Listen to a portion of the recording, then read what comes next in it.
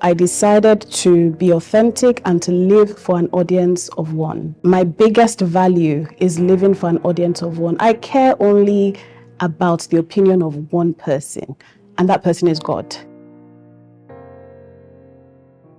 What does it mean for you to build beyond borders? It's actually incredible that that's the theme, because I had no idea that that was the theme, but that is the outlook of my company this year. And we started that journey last year. So I run a media company, and one of the services we offer is talent management. And we have decided in-house our talents are borderless.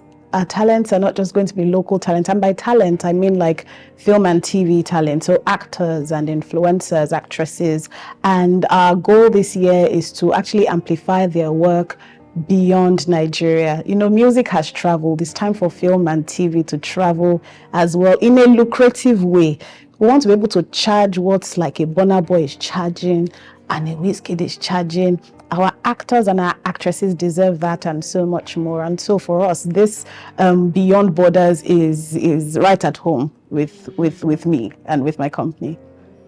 Yeah. What kind of person or what kind of woman, what kind of entrepreneur do you need to become or be to think beyond the struggles, the limitations, the challenges? It can be a lot in front of you. It can. How do you go past that to say, you know what, we're going to think bigger? I completely understand that. Three things come to mind. One, you need to be centered. You cannot be ruffled by things happening around you. You have to really be a centered person. You know, they say that the ship sinks when water comes in. But if the water and the waves and everything is outside the ship is fine. And so you have to become that woman that is not letting water enter. You know, let the waves and the storms be doing their thing, but you are centered, you are grounded. And you have to be centered in something. You have to be rooted to something. So my root is deep in God. God is once I see like I'm going far, I draw myself back to the center, which is God for me. And I hope it's the center for anybody listening, really. Second thing is you have to be a visionary. You have to and it comes from being centered as well. Think beyond what you are seeing. Have vision. That's what being a visionary is. See farther than what is around you. You know how the scripture says, he said to Abraham, as far as your eyes can see, what are you seeing? You know, a lot of people are so caught up in the daily activities and all the struggles, no petrol, no this, no that. It's so possible to be centered, at peace, and think in the middle of all of that. So you have to be centered, you have to be a visionary, and you have to be fearless. We're not timid. Women going beyond borders, women taking over are not timid. We are not, we don't think we belong to the backside, you know, so we refuse to be relegated and we speak up. But that's why it's important to be a visionary, so that when you are speaking up sense, and then people will listen.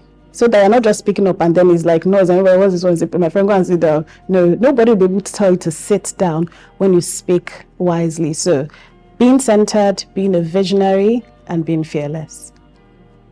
I love it completely. So my third question would be, for a woman out there, you show up. I can't think of you, not my gosh. Toyosi is like, she's loud. She's like unapologetically. Yes, unapologetically loud and out there. And there is a woman out there and thinking, I have more. I'm afraid to. How do these women do this thing? Yeah. You know, what challenges did you have to cross to, you know? The major challenges really were the voices of men. You know, it was last year or 2 years ago, I decided to be authentic and to live for an audience of one. My biggest value is living for an audience of one. I care only about the opinion of one person, and that person is God. And so if I'm going to give a beggar money, for example, you know, I'm not giving that beggar money because of the accolades of people around me. I may not give that beggar money because I'm sensing that I'm not supposed to. Because maybe that person is not supposed to be begging, and I'm going to be enabling that person by giving that person money. And so that's how living for an audience of one works. You are thinking only about what one person is thinking, and that one person is God. So if you have all these gifts and all these talents in you, and you are afraid, ask yourself why. What is the fear? The major fear most women face is the fear of men. What will people say? Hey, Toyosi of yesterday, come and talk to me in my face. Come and tell me to my face. I'll tell you that I'm not yesterday again. Where I was yesterday, the person you are looking for is not there. See the place where he lay. That's what they say about Jesus when they came to look for him there. He's not there anymore. And so I'm not where I used to be, and I'm not going to live like the person that was there. I'm a different person because I'm living for an audience of one. And that's also what helps with my fearlessness.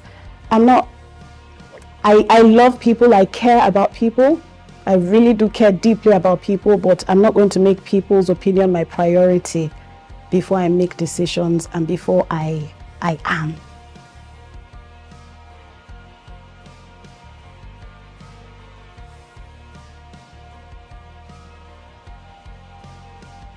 Hi, my name is Toyosi Etim Effiong. I am bold, beautiful, fearless, and most importantly, living for an audience of one. And I am building beyond borders.